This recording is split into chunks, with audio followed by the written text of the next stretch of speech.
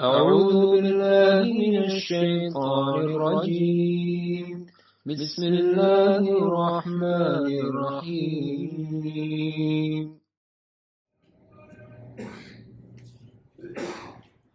إن الحمد لله نحمده ونستعينه ونستغفره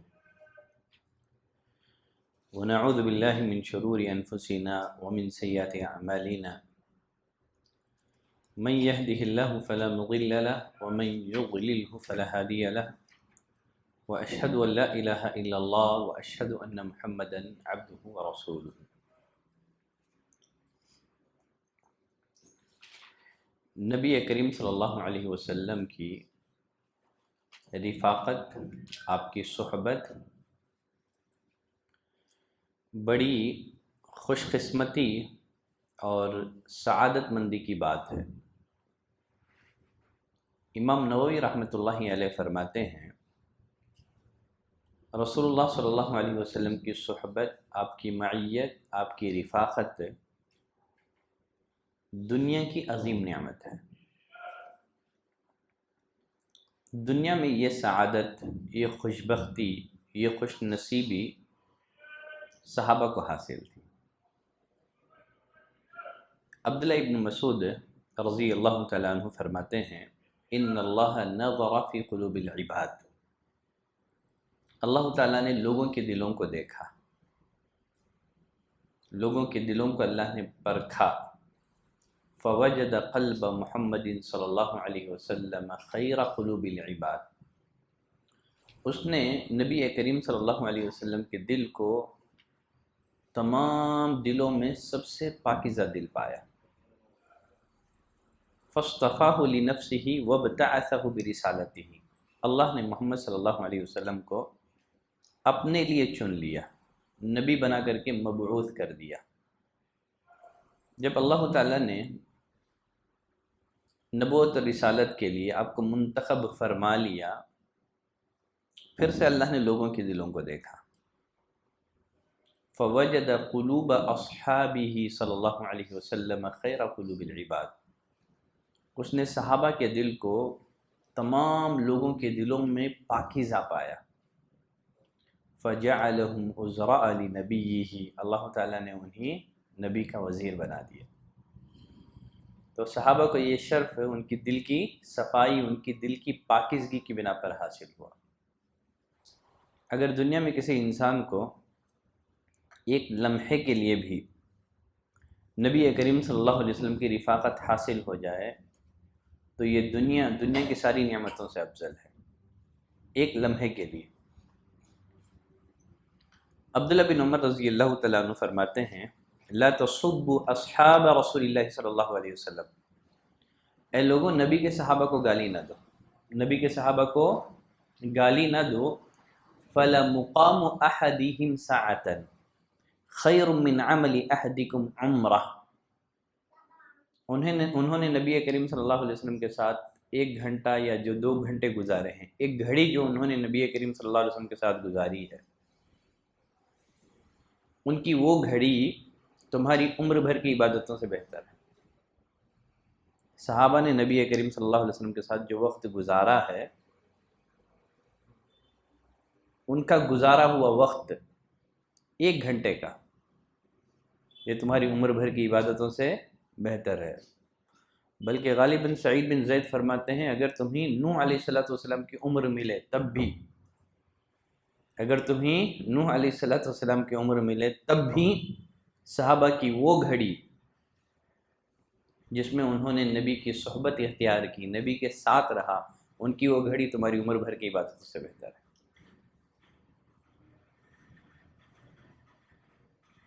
عبداللہ بن مبارک رحمۃ اللہ علیہ سے سوال کیا گیا، پوچھا گیا، ایہما افضل، معاویہ بن ابی سفیان او عمر بن عبدالعزیز؟ پوچھا گیا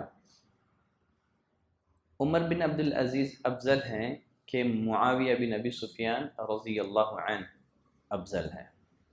معاویہ بن ابی سفیان رضی اللہ عنہ صحابی ہیں، مشہور صحابی ہیں، جن کے حق میں نبی کریم صلی اللہ علیہ وسلم نے دعا کی ہے۔ اللہم اجعلہ ہادیا مہدیا، اے اللہ انہیں ہادی اور مہدی بنا دے اور لوگوں کو ان کے ذریعے سے ہدایت نصیب فرما۔ تو ایک طرف معاویہ بن ابی سفیان ہے اور دوسری طرف عمر بن عبدالعزیز، جن کو پانچواں خلیفہ کہا جاتا ہے۔ پوچھا گیا عبداللہ بن مبارک رحمۃ اللہ علیہ سے دونوں میں افضل کون ہے؟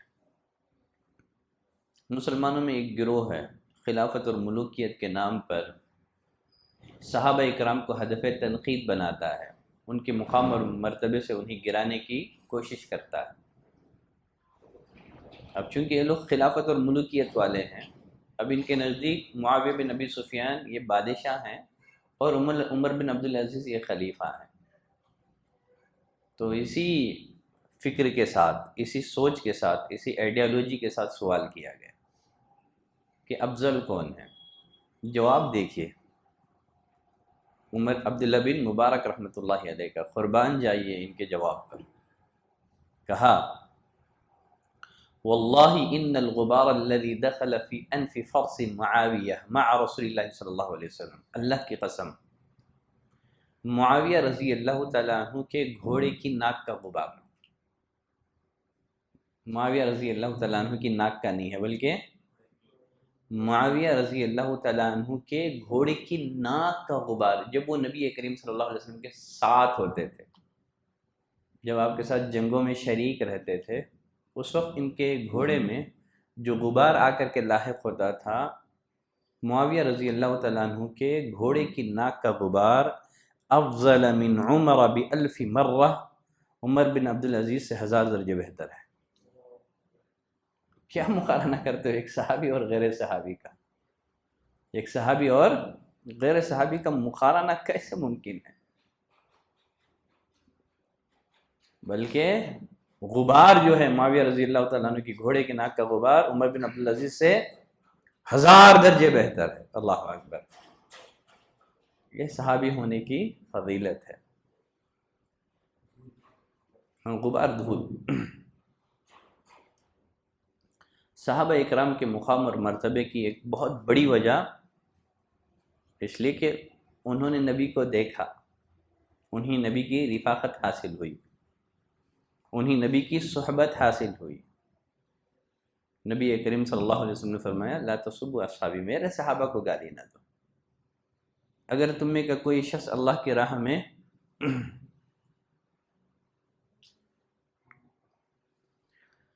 مثل احد ذهب، احد پہاڑ برابر سونا خرچ کرے، کیا خرچ کرے؟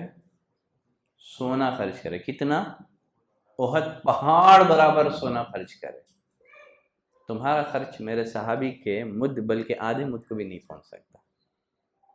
تمہارا یہ خرچ میرے صحابی کے ایک مد بلکہ آدھے مد کا بھی مقابلہ نہیں کر سکتا۔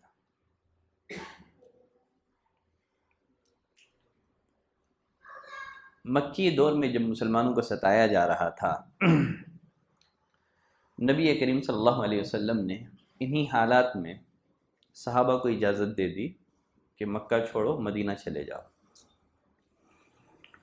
اور خود نبی کریم صلی اللہ علیہ وسلم اپنی ہجرت سے متعلق اللہ کے حکم کے منتظر تھے، اس لیے کہ نبی جو ہے اللہ کے حکم کے بغیر ہجرت نہیں کر سکتا۔ یونس علیہ السلام نے ہجرت کی تو آزمائشوں سے گزارے گئے۔ آپ اپنی ہجرت سے متعلق اللہ کے حکم کے منتظر تھے۔ بالآخر جب قریش دار الندوہ میں آپ کے قتل کی سازشیں کر رہے تھے، اللہ تعالیٰ نے جبریل علیہ السلام کو بھیج کر کے ہجرت کا حکم سنا دیا۔ آپ صلی اللہ علیہ وسلم دوپہر کے وقت اپنے چہرے پر کپڑا ڈالے ہوئے ابو بکر رضی اللہ تعالیٰ عنہ کے پاس آئے، کہنے لگے کہ اے ابو بکر، اللہ تعالیٰ نے مجھے ہجرت کی اجازت دے دی ہے۔ ابو بکر نے کہا اللہ کے رسول، اس سفر میں آپ کی رفاقت چاہتا ہوں، اس سفر میں آپ کی رفاقت چاہتا ہوں۔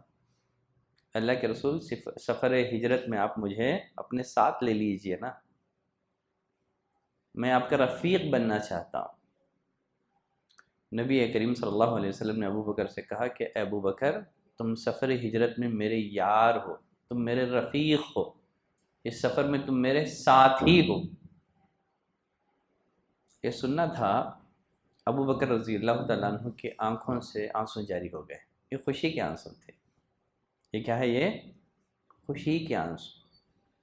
سید عائشہ رضی اللہ تعالیٰ عنہ فرماتی ہیں اس واقعے سے قبل میں نہیں جانتی تھی کہ کوئی خوشی سے بھی روتا ہے، خوشی کے بھی آنسو ہوتے ہیں، مجھے معلوم نہیں تھا۔ پہلی دفعہ میں نے اپنے بابا کو خوشی سے روتے ہوئے دیکھا جب نبی نے کہا سفر ہجرت میں تم میرے ساتھ ہی ہو۔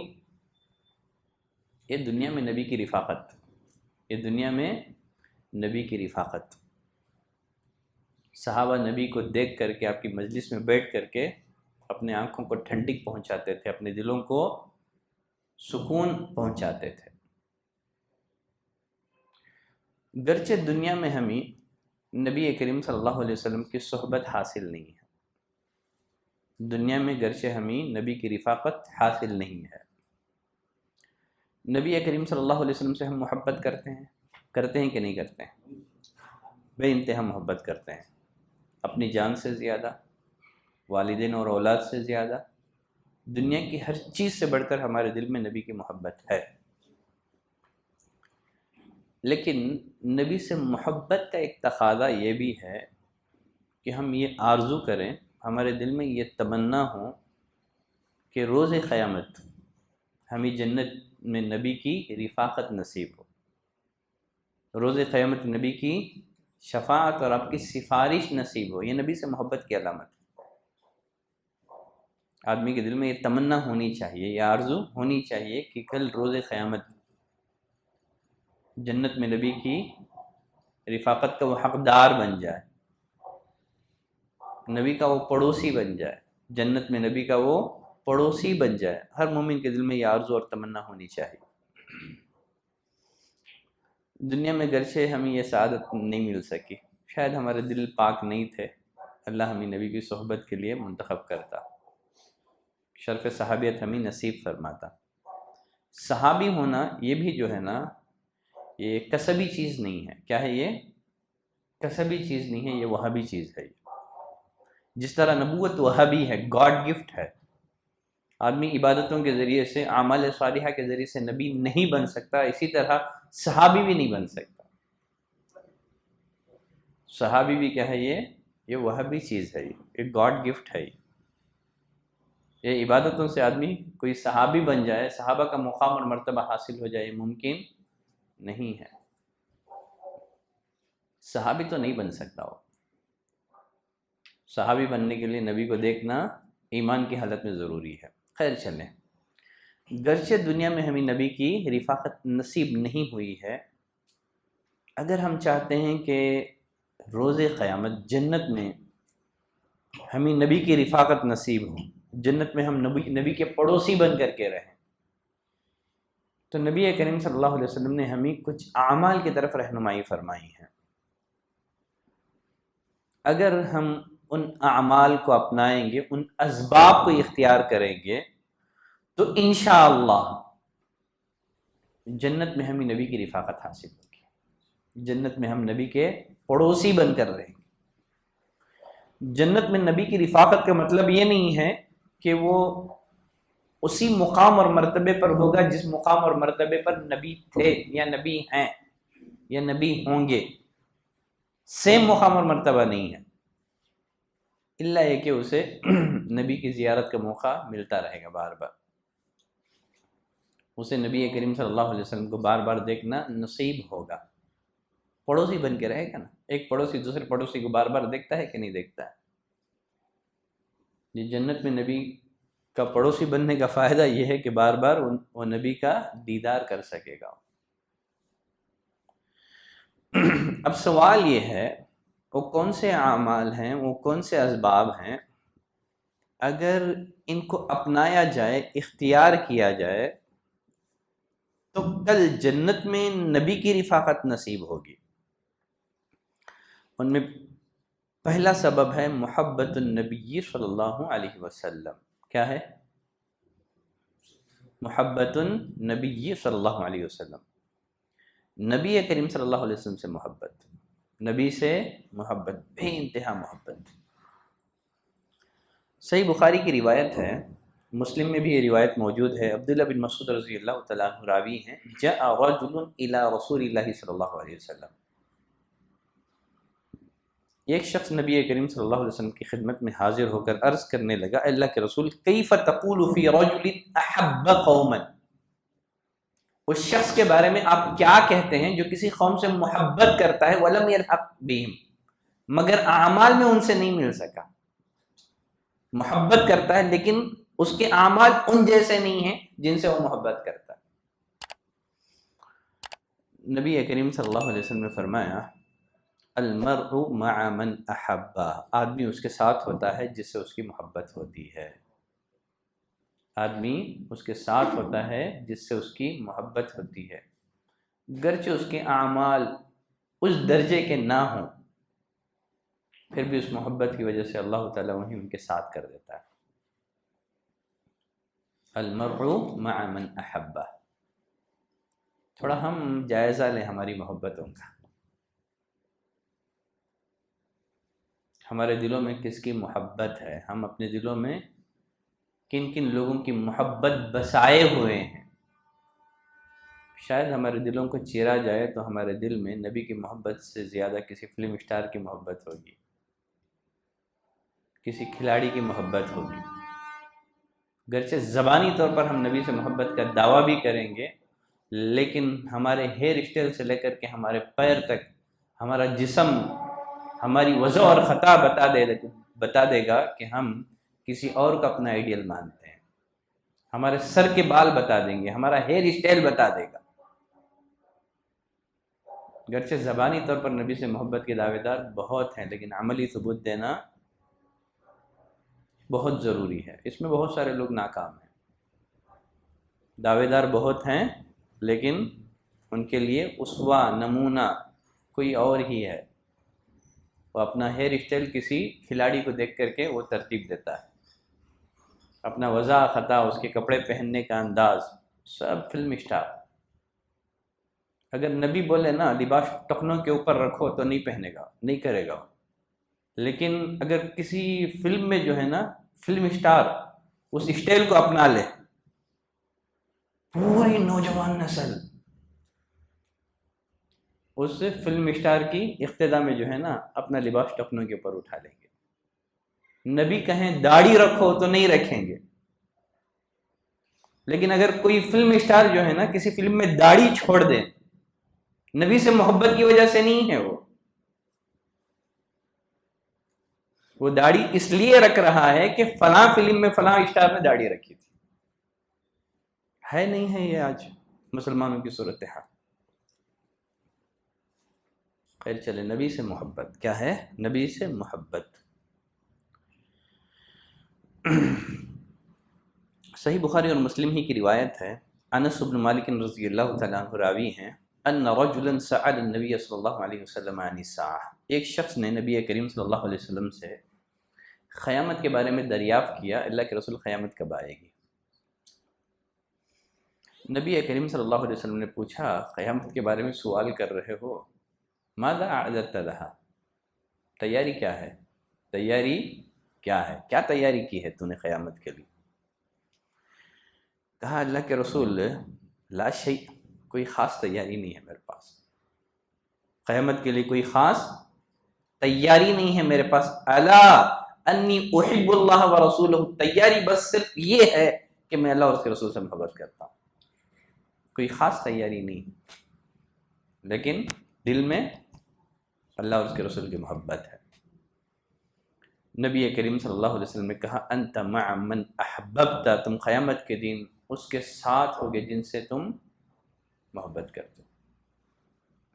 انس بن مالک رضی اللہ تعالیٰ عنہ فرماتے ہیں، نبی کریم صلی اللہ علیہ وسلم کی یہ جو حدیث ہے نا، اس سے ہمیں جتنی خوشی ہوئی، جتنی مسرت ہوئی، اتنی خوشی کسی اور حدیث کو سن کر کے نہیں ہوئی۔ اس حدیث سے ہمیں جتنی خوشی حاصل ہوئی، اتنی خوشی کسی اور حدیث سے نہیں ہوئی۔ وجہ کیا ہے؟ انس بن مالک رضی اللہ تعالیٰ عنہ فرماتے ہیں، فَأَنَا أُحِبُّ النَّبِيَّ صلی اللہ علیہ وسلم وَأَبَا بَكْرٍ وَعُمَرٍ، میں نبی سے محبت کرتا ہوں، ابو بکر سے محبت کرتا ہوں، عمر سے محبت کرتا ہوں، وَأَرْجُو أَنْ أَكُونَ مَعَهُمْ بِحُبِّيَّهُمْ، میں امید رکھتا ہوں اللہ سے، اس محبت کی وجہ سے میں کل قیامت کی جنت میں ان کے ساتھ ہوں گا۔ وَإِن لَّمْ أَعْمَلْ بِمِثْلِ أَعْمَالِهِمْ، گرچہ میں نے ان کے اعمال جیسے اعمال نہیں کیے ہیں، کیونکہ نبی نے فرمایا آدمی اس کے ساتھ ہوتا ہے جس سے وہ محبت کرتا ہے۔ میں اس محبت کی بنا پر امید کرتا ہوں کہ کل قیامت کے دن میں نبی کے ساتھ ابو بکر اور عمر کے ساتھ رہوں گا۔ تو نبی سے محبت کی ایک علامت کیا ہے؟ آدمی اپنے دل میں یہ تمنا رکھیں کہ کل قیامت کے دن نبی کی رفاقت، نبی کی صحبت اسے حاصل ہو، نصیب ہو۔ تو نبی کے ساتھ ساتھ جو ہے نا صحابہ کی محبت بھی ہمارے دلوں میں ہونی چاہیے۔ امام مالک رحمۃ اللہ علیہ فرماتے ہیں کان صالح السلف يعلمون اولادهم حب ابی بکر و عمر، سلف صالحین اپنے بچوں کو ابو بکر اور عمر سے محبت کرنا اسی طرح سکھایا کرتے تھے جس طرح قرآن کی صورتیں سکھاتے تھے۔ سلف صالحین اپنے بچوں کے دلوں میں ابو بکر اور عمر کی محبت ایسے ہی پیدا کرتے تھے، واقعات سنا کر کے، فضائل سنا کر کے بچوں کے دلوں میں ابو بکر اور عمر کی محبت ایسے پیدا کرتے تھے جس طرح قرآن سکھایا جاتا ہے، دین سکھایا جاتا ہے۔ اس لیے کہ آدمی جس سے محبت کرتا ہے نا اس کو اپنا اسوہ مانے گا۔ آج ہم نئی نسلوں کے دلوں میں نبی کی محبت نہیں، کسی اور کی محبت ہے، کیونکہ جس سے محبت ہوگی اس کو آئیڈیل مانے گا۔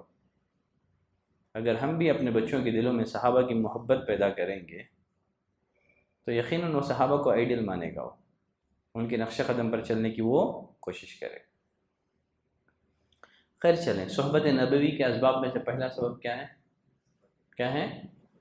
نبی سے محبت ہے۔ دوسرا سبب ہے اطاعت۔ کیا ہے؟ اطاعت۔ محبت ایک مخفی چیز ہے، محبت ایک پوشیدہ چیز ہے۔ کیسے پتہ چلے کہ آدمی نبی سے محبت کرتا بھی ہے کہ نہیں؟ اس کے اس دعوے کو اطاعت کی کسوٹی پر پرکھا جائے گا۔ کس پر؟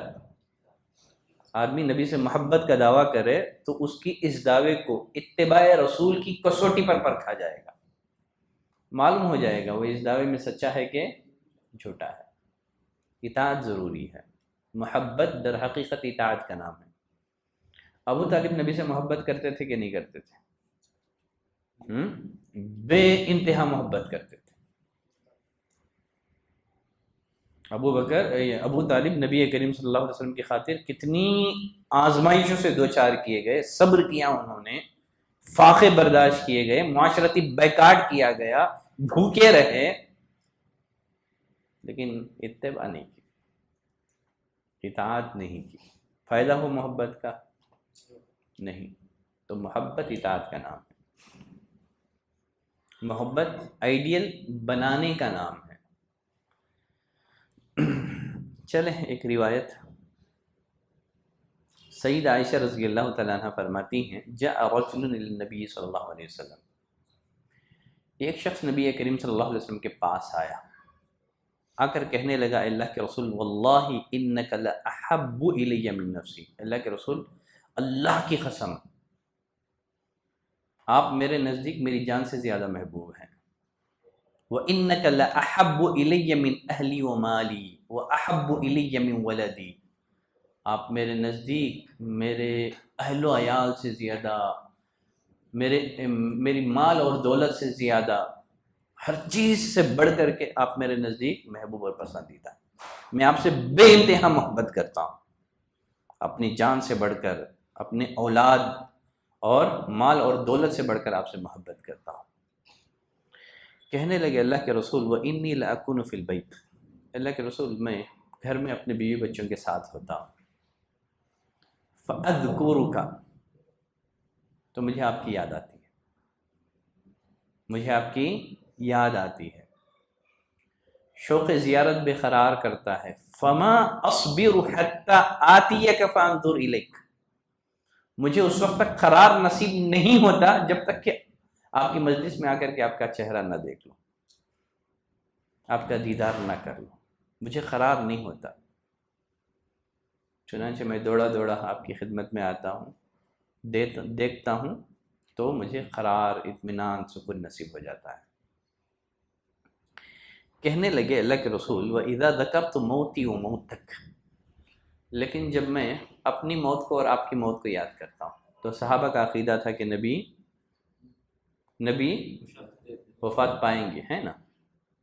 کہتے ہیں کہ لیکن جب میں اپنی موت کو اور آپ کی موت کو یاد کرتا ہوں، عرفت، میں جانتا ہوں، میرا ایمان ہے، انک اذا دخلت الجنہ رفعت مع النبیین، آپ تو جنت میں انبیاء کے ساتھ بلند درجے پر ہوں گے، آپ تو انبیاء کے ساتھ جنت میں بلند درجے پر ہوں گے۔ وانی اذا دخلت الجنہ، لیکن میں جب جنت میں داخل ہوں ڈرتا ہوں کہیں جنت میں آپ کے دیدار سے محروم نہ کر دیا جاؤں۔ دنیا میں شوق زیارت بے قرار کرتا ہے تو آپ کی مجلس میں آتا ہوں، دیکھتا ہوں، سکون حاصل ہو جاتا ہے، لوٹ جاتا ہوں، ڈرتا ہوں کہیں جنت میں آپ کے دیدار سے محروم نہ کر دیا جاؤں۔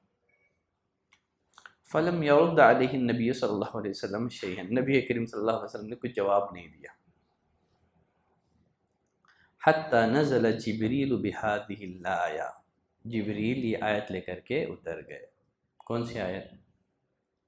کون سی آیت؟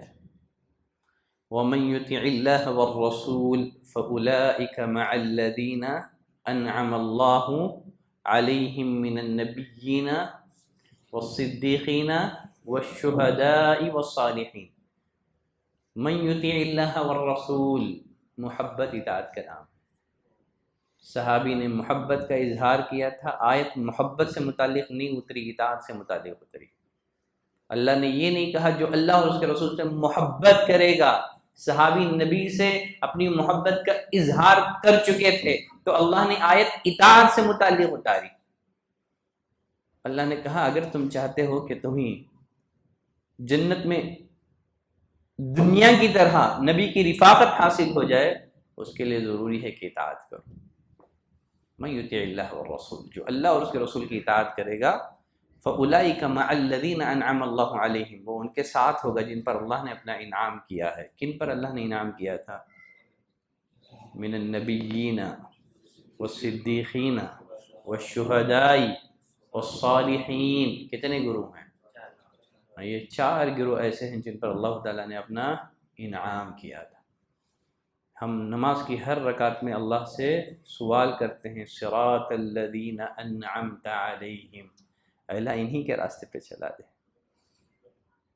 نبیوں کے راستے پر، صدیقین اور شہداء کے راستے پر چلا۔ دعا کرتے ہیں ہم اللہ سے، تو اس کے لیے کوشش بھی کرنا ہے اطاعت کے ذریعے سے۔ دعا کوشش کے بغیر فائدہ نہیں دیتی ہے، دعا کوشش کے بغیر فائدہ نہیں دیتی ہے۔ دعا کریں، کوشش نہ کریں۔ اللہ سے عافیت کا سوال کریں لیکن عافیت کے اسباب نہ اپنائیں۔ تو اللہ سے صحت مانگیں لیکن بیماری کے اسباب اپنائیں تو ملے گی عافیت، صحت ملے گی نہیں نا؟ تو دعا جو ہے نا کوشش کے بغیر فائدہ نہیں دیتی ہے۔ اب دعا کر رہے ہیں تو عمل کے ذریعے سے کوشش بھی کرنی ہے، ان کے راستے پر چلنا ہے آپ کو عملاً۔ تو دوسرا سبب کیا ہو گیا؟ پہلا سبب محبت، دوسرا سبب اطاعت۔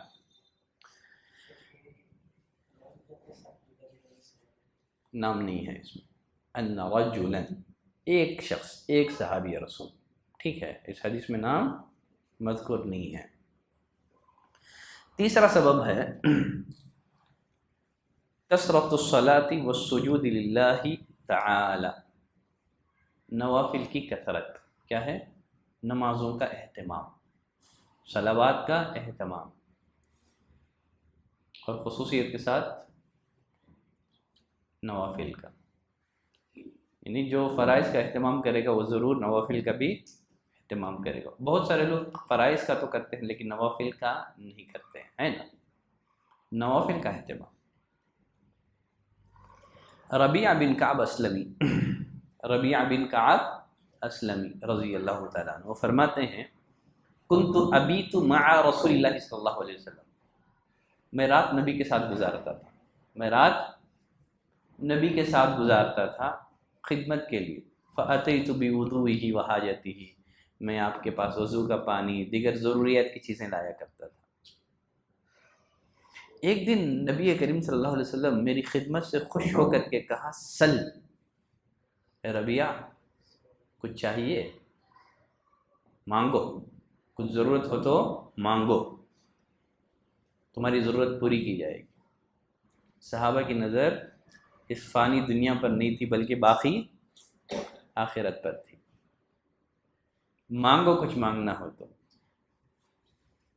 کہا اللہ کے رسول کچھ نہیں چاہیے، اسألک مرافقتک فی الجنہ، جس طرح دنیا میں آپ کی خدمت کر رہا ہوں نا، آپ کے ساتھ اٹھ رہا ہوں بیٹھ رہا ہوں، چاہتا ہوں کہ جنت میں بھی آپ کی رفاقت مل جائے، بس یہی مانگتا ہوں اور کچھ نہیں چاہیے۔ نبی کریم صلی اللہ علیہ وسلم نے فرمایا او غیر ذلک، کوئی دوسری چیز مانگو۔ کہا اللہ کے رسول مجھے کسی دوسری چیز کی تمنا ہی نہیں ہے۔ حالانکہ صحابی رسول خواہش کرتے تو مال غنیمت میں سے بہت سارے اونٹ، سونے، چاندی، جواہرات مل سکتے تھے، نہیں مانگا انہوں نے۔ کہ اللہ کے رسول بس جنت اور جنت میں آپ کی رفاقت۔ کہا کوئی دوسری چیز، کہا کہ نہیں مجھے یہی چاہیے، کسی دوسری چیز کی دل میں تمنا نہیں ہے۔ آپ صلی اللہ علیہ وسلم نے فرمایا فَأَعِنِّي عَلَى نَفْسِكَ بِكَثْرَةِ السُّجُودِ، پھر سجدوں کی کثرت کے ساتھ اپنے بارے میں میری مدد کرو، یعنی نمازوں کا اہتمام کرو، نوافل کا اہتمام کرو، تو اس کا فائدہ یہ ہوگا کہ میں سفارش کر کے تمہیں جنت میں اپنا رفیق بنا لوں گا۔ آپ نے یہ نہیں فرمایا حاصل ہو گیا چلو تم جنت میں میرے رفیق بن گئے۔ تو انبیاء اعمال صالحہ کی بنیاد پر جنت کی بشارت دینے کے لیے آئے تھے۔ انبیاء اعمال صالحہ کی بنیاد پر جنت کی بشارت دینے کے لیے آئے تھے۔ آپ نے یہ نہیں کہا جاؤ مل گئی جنت، جنت میں میری رفاقت مل گئی، نہیں کہا آپ نے۔ کہا کہ ذرا اعمال صالحہ اسباب اپناؤ، کیا کرو؟ اسباب اپناؤ۔ کتنے اسباب ہو گئے؟ 3۔ نمبر 4 حسن الخلق یجعلک رفیق النبی صلی اللہ علیہ وسلم فی الجنہ۔ اچھے اخلاق کیا ہیں؟ اچھے اخلاق، گڈ کیریکٹر، اچھے اخلاق۔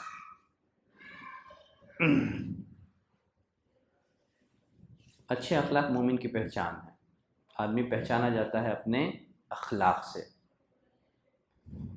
انسان کا ظاہری لباس اس کا کپڑا ہے، اس کا باطنی لباس اس کے اخلاق ہے، اس کے اخلاق ہے، اس کے کردار ہیں۔ نبی کریم صلی اللہ علیہ وسلم کی ہر صفت اعلیٰ تھی، بے مثال تھی، لیکن اللہ تعالیٰ نے کہا انک لعلی خلق عظیم، آپ کے اخلاق کا معاملہ سب سے الگ، ورنہ ہر صفت ہر کوالٹی کیا تھے؟ بے مثال۔ آپ ہر کوالٹی میں لوگوں سے بڑے ہوئے تھے، لیکن خصوصیت کے ساتھ اخلاق کے حوالے سے کہا انک لعلی خلق عظیم، اے نبی آپ کے اخلاق بہت بلند ہیں۔ اللہ گواہی دے رہا ہے، اللہ شہادت دے رہا ہے، اخلاق بہت ضروری ہے لوگوں کے ساتھ، ہمارے اخلاق۔ بہت سارے لوگ نمازوں میں بہت اچھے ہیں لیکن لوگوں کے ساتھ معاملہ بیہیویئر اچھا نہیں ہوگا۔ اخلاق کا مطلب کیا ہے؟ حسن اخلاق میں 3 باتیں ہیں۔ کتنی باتیں ہیں؟ 3 باتیں ہیں۔ نمبر 1 ملاقات کے وقت چہرے پہ مسکراہٹ سجانا۔ کیا کرنا ہے؟ ملاقات کے وقت چہرے پر مسکراہٹ سجانا۔ کچھ پیسہ لگتا ہے کیا؟ نہیں نا۔ الابتسامہ مفتاح القلوب، کہا جاتا ہے یہ جو مسکرانا ہے نا، اس سے دل کے تالے اوپن ہو جاتے ہیں۔ یہ کیا ہے؟ الابتسامۃ مفتاح القلوب، یہ دل کی چابی ہے۔ اب مسکرا کے ملتے ہیں تو سامنے والا جو ہے نا شکار ہو جاتا ہے، آپ کا گرویدہ ہو جاتا ہے، ایک مسکراہٹ۔ اسی لیے نبی نے فرمایا کسی بھی نیکی کے کاموں کو حقیر نہ سمجھو، گرچہ مسکراتے ہوئے چہرے کے ساتھ کسی سے ملنا، یہ بھی نیکی حقیر مت سمجھو، اس سے کدورتوں اور نفرتوں کا خاتمہ ہوتا ہے، محبتیں پروان چڑھتی ہیں۔ تو حسن اخلاق نمبر 1 ملاقات کے وقت چہرے پہ مسکراہٹ سے جانا۔ نمبر 2 اللہ کی مخلوق کو فائدہ پہنچانا، اللہ کی مخلوق کو فائدہ پہنچانا۔ نبی کریم صلی اللہ علیہ وسلم سے سوال کیا گیا اللہ کے رسول لوگوں میں سب سے افضل ترین لوگ کون ہیں؟ کیا فرمایا آپ نے؟ لوگوں میں سب سے افضل کون ہے؟ انفعہم للناس، جو لوگوں کو سب سے زیادہ فائدہ پہنچانے والے۔ تو فائدہ پہنچانے کی بہت ساری شکلیں، اللہ نے جو صلاحیت آپ کو دی ہے اس کے ذریعے سے آپ کیا کریں؟ لوگوں کو فائدہ پہنچائیں۔ چہرے پہ مسکراہٹ سجانا، نمبر 2 فائدہ پہنچانا، نمبر 3 فائدہ نہیں پہنچا سک رہے ہیں کم از کم نقصان بھی مت کریں۔ کیا ہے؟ لوگوں کو اذیت پہنچانے سے باز رہنا ہے، نہ زبان سے نہ ہاتھ سے۔ المسلم من سلم المسلمون من لسانہ و یدہ، کامل مسلمان وہ ہے جس کی زبان، جس کے ہاتھ سے دوسرا مسلمان محفوظ رہے۔ چلیں، جابر بن عبداللہ رضی اللہ تعالیٰ عنہ فرماتے ہیں نبی کریم صلی اللہ علیہ وسلم نے فرمایا ان من احبکم الیہ، میرے نزدیک تم میں سب سے زیادہ محبوب، میرے نزدیک تم لوگوں میں سب سے زیادہ محبوب، وَأَقْرَبِكُم مِّنِّي مَجْلِسًا يَوْمَ الْقِيَامَةِ، اور قیامت کے دن مجھ سے سب سے زیادہ قریب ہو کر کے بیٹھنے والا۔ دنیا میں محبوب اور آخرت میں مجھ سے سب سے زیادہ قریب ہو کر کے بیٹھنے والا کون ہے؟ أَحَاسِنَكُمْ أَخْلَاقًا، کون؟ جس کے اخلاق سب سے اچھے ہو، جس کے اخلاق سب سے اچھے ہوں، اخلاق اچھے بنا۔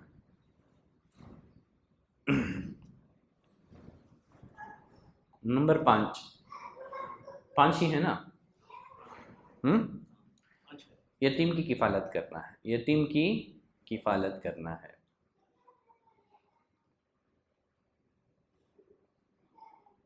یتیم کسے کہتے ہیں؟ بلوغت سے قبل جس کے باپ کا انتقال ہو گیا، جس کے سر سے باپ کا سایہ اٹھ چکا ہو۔ بلوغت کے بعد کسی کو یتیم نہیں کہا جا سکتا، بلوغت کے بعد کسی کو یتیم نہیں کہا جا سکتا۔ آپ یہ نہیں بول سکتے پام پہ ایک بوڑھا ہے 50 سال کا، یہ یتیم ہے بول کے نہیں بول سکتے آپ، ٹھیک ہے؟ یتیم وہ ہے بلوغت کے بعد اس پر یتیمی کا اطلاق نہیں ہوتا ہے۔ جانوروں میں یتیم وہ ہے جس کی ماں مر جائے، انسانوں میں یتیم وہ ہے جس کا باپ مر جائے۔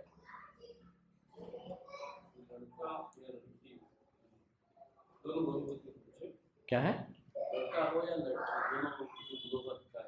سب کے لیے، سب کے لیے۔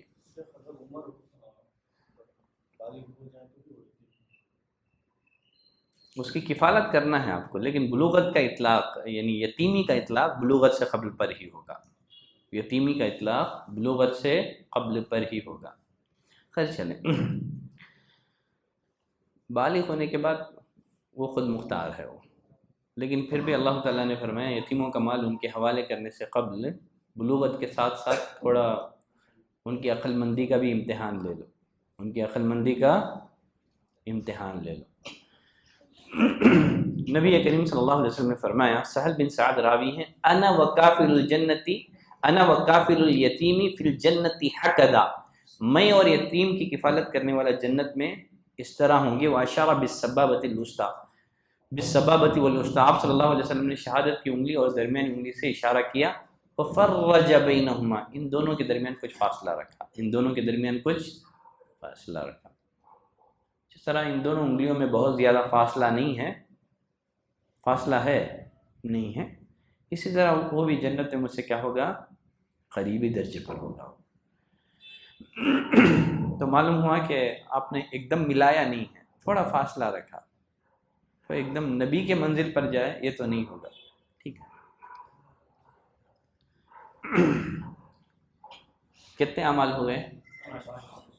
نمبر 6 بچیوں اور بہنوں کی پرورش کرنے والا، بچیوں اور بیٹیوں اور بہنوں کی پرورش کرنے والا۔ انس بن مالک رضی اللہ تعالیٰ عنہ فرماتے ہیں نبی کریم صلی اللہ علیہ وسلم نے فرمایا من کان لہ اختان او ابنتان، جس کی 2 بہنیں یا 2 بیٹیاں ہوں، 2 بہنیں یا 2 بیٹیاں ہوں، فاحسن الیہما ما صحبتاہ، جب تک وہ ان کے ساتھ رہیں ان سے حسن سلوک سے پیش آئے۔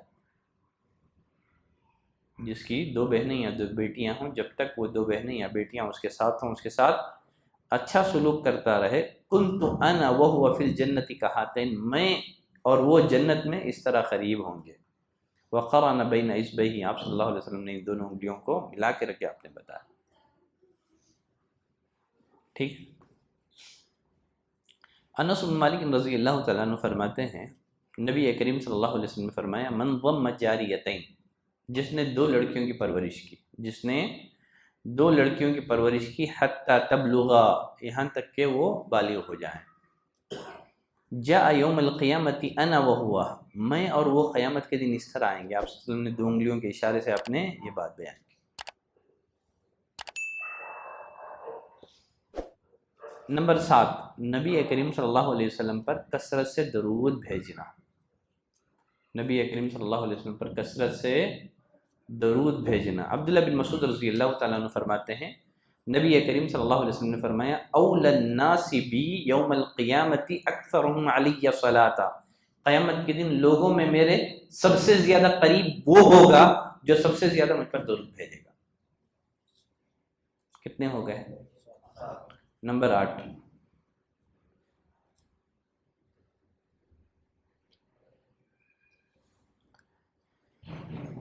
نبی پر ایمان لانا، گرچہ اس نے نبی کو دیکھا نہیں ہے لیکن پھر بھی نبی پر ایمان لانے والا۔ جیسے اس سے پہلے وہ حدیث بیان کی جا چکی ہے، نبی کریم صلی اللہ علیہ وسلم نے فرمایا جنتی اپنے سے اوپر والے جنتیوں کو اس طرح دیکھیں گے جس طرح تم میں کا کوئی شخص آسمان کے مشرقی یا مغربی کنارے پر کسی چمکتے ہوئے تارے یا ستارے کو دیکھتا ہے، اس لیے کہ ان کے درمیان کیا ہوگا، جنت ایک لیول کی نہیں ہوگی، ایک درجے کی نہیں ہوگی، بلکہ جنتیوں کے درجات میں تفاوت ہوگا۔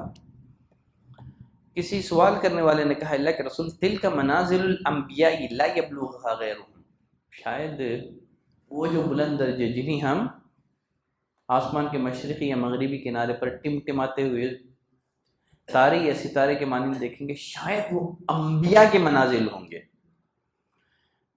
نبی کریم صلی اللہ علیہ وسلم نے فرمایا بلا، ہاں یہ بات تو صحیح ہے، وہ منازل انبیاء کے ہی ہیں، لیکن صرف انبیاء کے نہیں ہیں۔ والذی نفسی بیدہ، قسم ہے اس ذات کی جس کے ہاتھ میں میری جان ہے، رجال آمنوا باللہ، وہ درجات ان کو بھی ملیں گے جو اللہ پر ایمان لائے، وصدق المرسلین، رسولوں کی انہوں نے تصدیق کی۔ ایمان اور تصدیق، انبیاء پر ایمان لانا۔ ایمان کسے کہتے ہیں؟ ایمان کی تعریف کیا ہے؟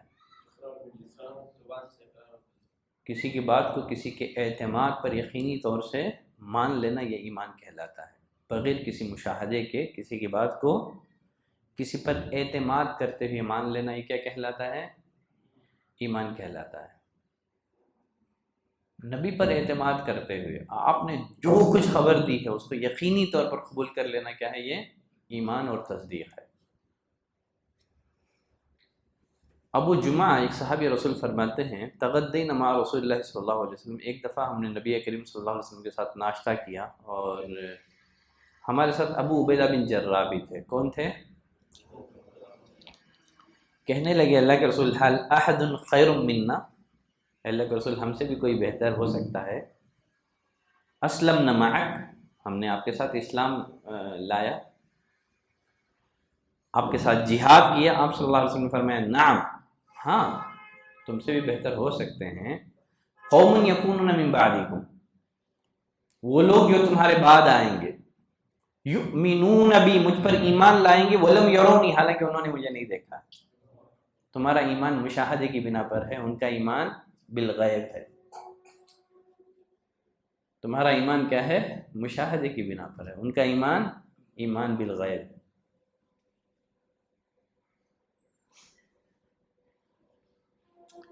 چلیں کتنے عمل ہوئے؟ 9. ارکان اسلام پر عمل کرنے والا. ارکان اسلام پر عمل کرنے والا. عمرو بن مرہ الجہنی فرماتے ہیں جاء رجل الی النبی صلی اللہ علیہ وسلم، ایک شخص نبی کریم صلی اللہ علیہ وسلم کے پاس آیا، کہنے لگا اللہ کے رسول شہدت ان لا الہ الا اللہ، میں نے اس بات کی گواہی دی کہ اللہ کے علاوہ کوئی معبود نہیں اور آپ اللہ کے رسول ہیں. وصلیت الخمسہ، 5 وقت کی نماز میں نے پڑھی، زکوٰۃ میں نے اپنے مال کی زکوٰۃ دی. وصمت شہر رمضان، رمضان کے صوم میں نے رکھے. آپ صلی اللہ علیہ وسلم نے فرمایا من مات علی ھذا، جو ان اعمال پر مرے گا، جو ان اعمال پر مر جائے، ان اعمال کی پابندی کرے، مداومت اختیار کرتے ہوئے مر جائے، کیا ہوگا؟ کان مع النبیین والصدیقین والشہداء یوم القیامہ، قیامت کے دن وہ انبیاء کے ساتھ، صدیقین کے ساتھ، شہداء کے ساتھ ہوگا. جو ان اعمال کو کرتے ہوئے مر جائے کن کے ساتھ ہوگا؟ وہ نبیین والصدیقین والشہداء یوم القیامہ. تو نمازوں کی پابندی، ارکان اسلام پر مضبوطی کے ساتھ جم جائیں. کتنے ہو گئے؟ 9. 10. سچا امانت دار تاجر. سچا امانت دار تاجر. نبی کریم صلی اللہ علیہ وسلم نے فرمایا التاجر الصدوق الامین، تاجر جو سچا بھی ہو امانت دار بھی ہو. 2 کوالٹی ہونی ہے ایک تاجر میں. کیا کیا؟ جو بھی مرچنٹ ہے یا تاجر ہے 2 کوالٹی اپنے اندر پیدا کرے، ایک امانت داری، دوسرا سچائی. کیا ہوگا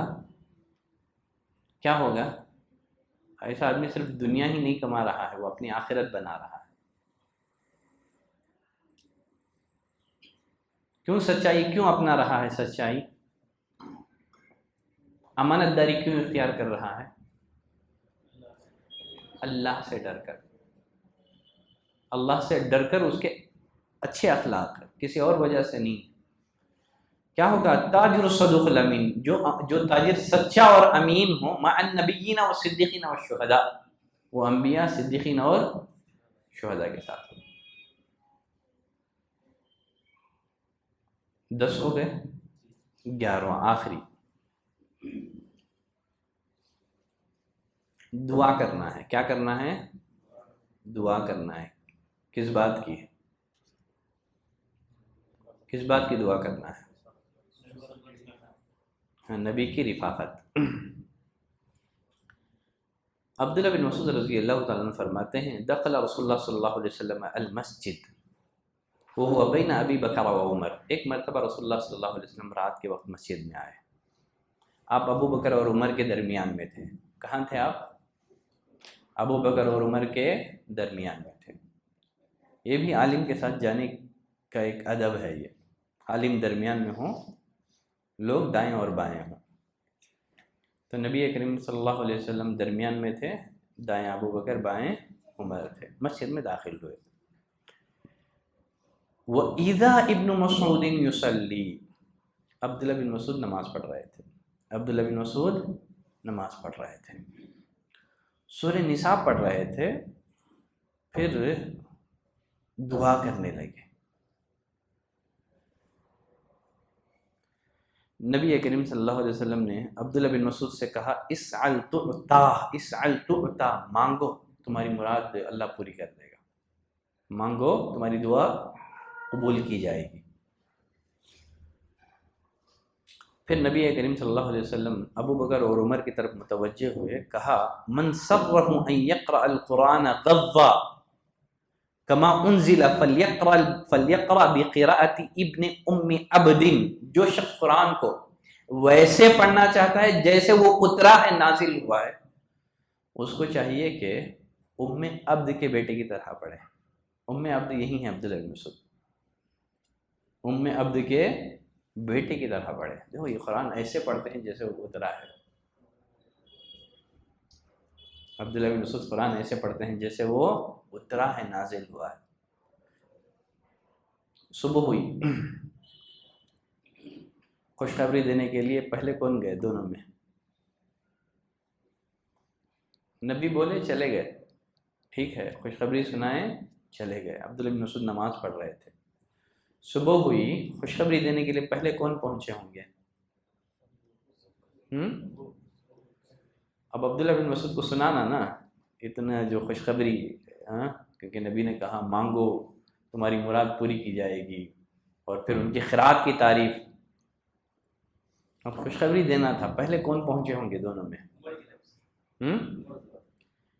فلما اصبح غدا الیہ ابو بکر، صبح ہوئی تو پہلے ابو بکر چلے گئے خوشخبری سنانے کے لیے۔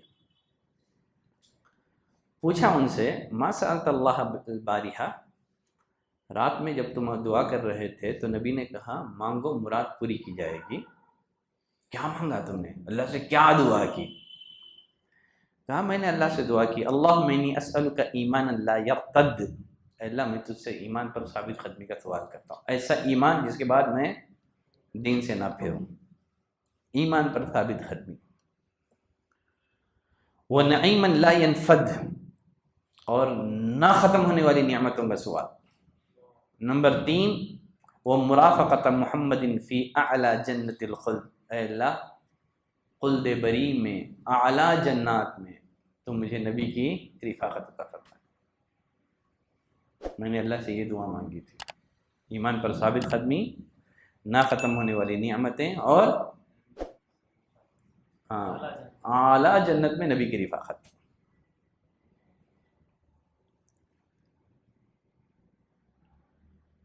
ثم جاء عمر، پھر عمر آئے خوشخبری سنانے کے لیے، فقیل له، عمر سے بتایا گیا ان ابا بکر قد سبقک، ابو بکر آ کر کے بشارت سنا کے چلے گئے، تو کہا یرحم اللہ ابا بکر، اللہ رحم فرمائے ابو بکر پر، ما سبقتہ الی خیر قط، کبھی بھی میں کسی خیر میں ان سے آگے نہیں بڑھ سکا، کبھی بھی کسی بھلائی میں ان سے آگے نہیں بڑھ سکا، جب بھی میں کوشش کرتا تو مجھ سے پہلے ابو بکر ہوتے، ہے نا۔ نبی کریم صلی اللہ علیہ وسلم نے غالباً تبوک کے موقع پر صحابہ اکرام کو اللہ کے راہ میں مال خرچ کرنے کی ترغیب دی، عمر آدھا مال لے کے آ گئے اور سوچ رہے تھے آج میں ابو بکر سے آگے بڑھ گیا، آدھا مال، ان کی آدھی جمع پونجی نبی کے پاس لائے اور سوچ رہے تھے دل ہی دل میں آج مجھے موقع ملا ابو بکر سے آگے بڑھنے کا۔ نبی کریم صلی اللہ علیہ وسلم نے ابو بکر عمر سے پوچھا اے عمر اپنے پیچھے کیا چھوڑا ہے اپنے بیوی بچوں کے لیے؟ کہا اللہ کے رسول اسی کے مثل، میری آدھی جمع پونجی میں آپ کی خدمت میں لایا ہوں، ابھی آدھی جمع پونجی گھر پر ہے۔ پھر تھوڑی دیر کے بعد ابو بکر آئے، جو کچھ تھا سمٹ نمٹ کے لے کے نبی کے پاس آ گئے۔ نبی پوچھے اے ابو بکر تم نے کیا چھوڑا ہے؟ اللہ کے رسول اللہ اور اس کے رسول کو کچھ نہیں، جو کچھ تھا سب لے کے آ گئے۔ عمر کہنے لگی نہیں، یہ ابو بکر سے میں آگے نہیں بڑھ سکتا، ابو بکر سے میں کبھی آگے نہیں بڑھ سکتا۔ تو یہ ابو بکر کا مقام ہے نیکیوں میں سبقت کرنے والے۔ تو یہ ٹوٹل کتنے اسباب ہو گئے؟ 11 اسباب ہیں۔ انشاءاللہ جو 11 اسباب اپنائے گا، گرچہ دنیا میں نبی کی رفاقت ہمیں نصیب نہ ہوئی ہوں، انشاءاللہ روز قیامت ہم ان اسباب کو اپنا کر کے کل قیامت کے دن جنت میں نبی کی صحبت اور رفاقت کے خود کو حقدار بنا سکتے ہیں۔ تو یہیں پہ درس ختم کرتے ہیں۔ صلی اللہ علی نبینا محمد وعلی آلہ وصحبہ وسلم تسلیما کثیرا، سبحانک اللہم وبحمدک، اشہد ان لا الہ الا انت استغفرک واتوب الیک۔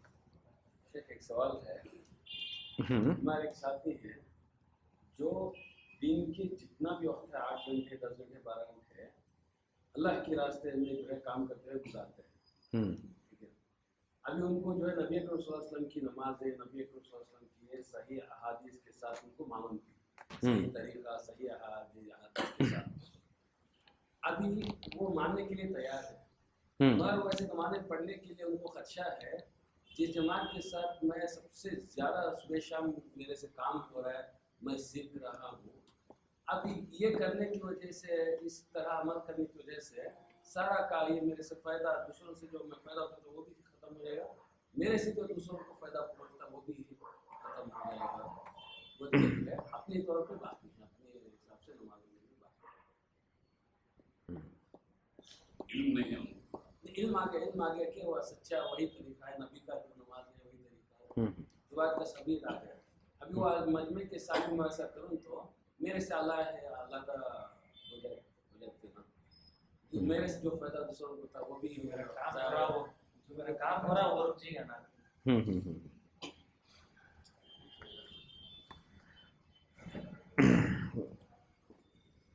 देखिए, एक मोमिन को किसी मलामत करने वाले की मलामत की परवाह नहीं करनी चाहिए। हक़ मालूम हो गया, उसको कबूल करना चाहिए। अल्लाह ताला इंशाअल्लाह आपसे साबिक़ा दौर में उम्मत को जो फ़ायदा पहुँचा है, इससे बढ़ कर के उम्मत को आपके ज़रिए से फ़ायदा पहुँचाएगा। खालिस तौहीद की दावत आप दे सकेंगे, खालिस इत्तिबा सुन्नत की दावत आप दे सकेंगे, वरना सिर्फ आपके पास नबी से मोहब्बत का दावा रह जाएगा, लेकिन अमली सबूत आपके पास नहीं रहेगा। ठीक है, तो हुस्न अमल बहुत ज़रूरी है, हुस्न अमल बहुत ज़रूरी है। अल्लाह ने फरमाया अल्लज़ी खलक़ल मौत वल हयात, अल्लाह ताला ने मौत और ज़िंदगी को पैदा किया है ताकि आज़माएं कि तुम्हें का कौन अहसन अमल वाला है। अहसन अमल जो है ना, ये क्वांटिटी का नाम नहीं है, क्वालिटी का नाम है। किसका नाम है? क्वालिटी वाला अमल चाहिए अल्लाह को। बकिया उम्मत को फ़ायदा पहुँचाना नहीं पहुँचाना ये हमारी अपनी सोच है।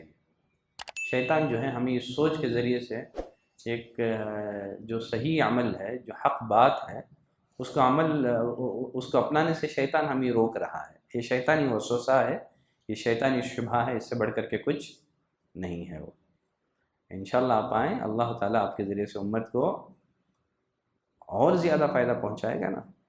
आप कहाँ तबलीगी जमात में रहते हुए खालिस तौहीद की दावत दे सकेंगे? कहाँ आप खालिस इत्तिबा सुन्नत की दावत दे सकेंगे? लोगों को सिर्फ नमाजी बना देना ही दावत नहीं है ना। दावत में असल नंबर 1 पहला नुक्ता क्या है? शेख अलबानी रहमतुल्लाहि अलैह ने एक किताब लिखी है। किताब का नाम क्या है? नहीं, शेख अलबानी रहमतुल्लाहि अलैह, उनकी किताब का नाम है ऐ दाइयों जो दावत का काम कर रहे हो, सबसे पहली दावत तौहीद की तरफ देना। क्या है? सिर्फ नमाज रोज़े की तरफ बुला करके आदमी समझ रहा है मैं बहुत खैर का काम कर रहा हूँ, चंद फ़ज़ाइल सुना करके समझ रहा है मैं बहुत ज़्यादा खैर का काम कर रहा हूँ। ये खैर नहीं है ना। सबसे बड़ा खैर तो तौहीद है, सबसे बड़ा खैर तो लोगों को इत्तिबा सुन्नत की दावत देना है। आप फ़ज़ाइल सुना दिए लेकिन उनकी नमाज अगर नबी के तरीक़े के मुताबिक ना हुई, फिर कौन सा खैर आप कर रहे हैं? ये कौन सी भलाई है? अगर आप लोगों को तौहीद की सच्ची और खालिस दावत नहीं दे सके, ये दावत है ये तो वक्त का ज़िया है ना। ये तो सच्ची दावत वो है जिसमें तौहीद और इत्तिबा सुन्नत को अहमियत दी गई है। सिर्फ फ़ज़ाइल सुना देने का नाम ये दावत नहीं है।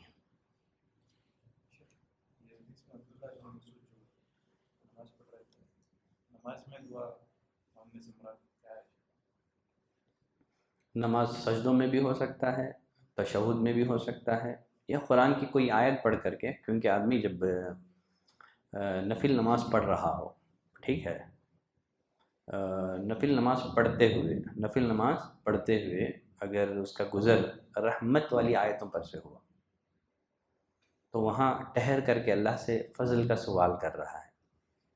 अगर उसका गुज़र आयत अज़ाब पर से हुआ, वहाँ ठहर करके वो अल्लाह से जहन्नम की पनाह तलब कर रहा है, ये जायज़ है। तो यहाँ मुमकिन है कि रहमत वाली आयतों पर से उनका गुज़र हो। कुरान पढ़ रहे थे वो खड़े होकर के, नबी का गुज़र हुआ, सूरतुन निसा पढ़ रहे थे, आप ठहर गए उनकी क़िरात सुनते हुए। शायद उन्होंने आयत रहमत पर से गुज़रते हुए अल्लाह से रहमत मांगी होगी, तो नबी ने फरमाया मांगो। शायद उन्होंने बिल आवाज़ कही हो ये बात, आए अब्दुल्ला बिन मसूद मांगो, तुम्हारी मुराद पूरी की जाएगी। जिसके बाद अब्दुल्ला बिन मसूद रज़ी अल्लाह तआला अन्हु ने मज़ीद जो मांगना था मांग लिया उन्होंने, ठीक है, ईमान पर साबित क़दमी का اور نہ ختم ہونے والی نعمتوں کا، جنت میں نبی کی رفاقت کا، اعلیٰ جنت میں نبی کی رفاقت کا سوال ہو کر بیٹھے ہو، تو ممکن ہے یہ آیت رحمت پر سے گزرتے ہوئے انہوں نے اللہ سے دعا کی ہو۔ بظاہر یہی لگ رہا ہے زیادہ۔ نماز میں دو مقامات ایسے ہیں جہاں دعا کی جائے تو قبول ہوتی ہے، ایک سجدے میں اور ایک تشہد میں۔ نماز کے علاوہ سنگل سجدہ کر کے دعا کرنا نبی سے ثابت نہیں ہے۔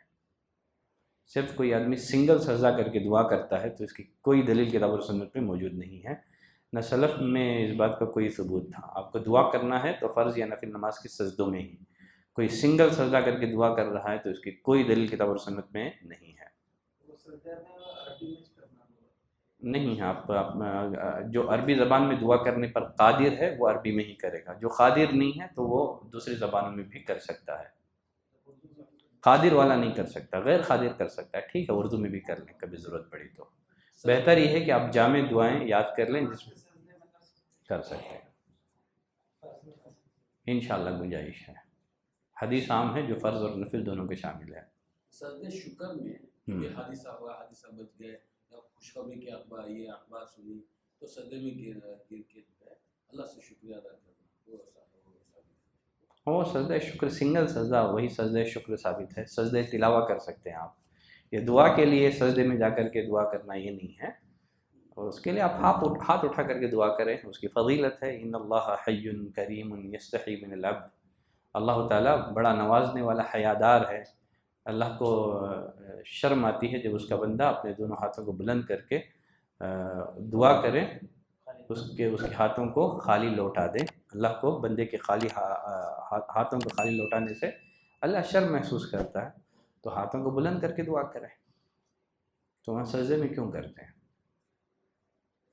عام حالت میں ہاتھ اٹھا کر کے دعا کرنا یہی مستحب ہے۔ ہاں نماز میں سجدے میں اور تشہد میں کر سکتے ہیں، فرض میں بھی کر سکتے ہیں۔ اولا یہ ہے کہ فرض میں عربی میں کریں اور نفل میں اردو میں بھی کر لیں، لیکن کوئی فرض میں بھی اردو میں بھی کر لے تو اس کی بھی گنجائش ہے۔ عادت نہ بنائیں، کبھی ایمرجنسی میں کسی خاص ضرورت کے تحت بہتر یہ ہے کہ عربی کے کچھ جامع ترین دعائیں یاد کر لیں اور انہی کے ذریعے سے اللہ سے سوال اور دعا کریں۔ السلام علیکم ورحمۃ اللہ۔